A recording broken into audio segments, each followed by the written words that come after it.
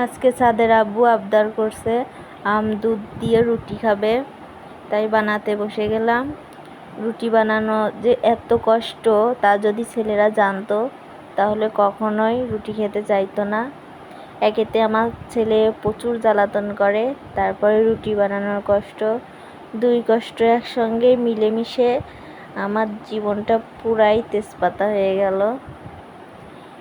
বাপের বাড়ি থেকে খেয়ে আসছি আমদুধ রুটি, বাসায় এসে খাওয়া হয় নাই, তাই ভাবলাম যেহেতু হাজব্যান্ড আবদার করছে বানিয়েই ফেলি রুটি, তাহলে নিজের খাবারটাও হয়ে যাবে।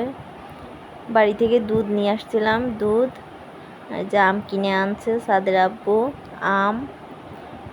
আজকে আমাদের রাতের খাবার আম দুধ রুটি। আব্বু যখন বেঁচে ছিল বাপের বাড়িতে তখন মাঝে মাঝেই রাতের খাবারে আমাদের আম দুধ রুটি থাকতো।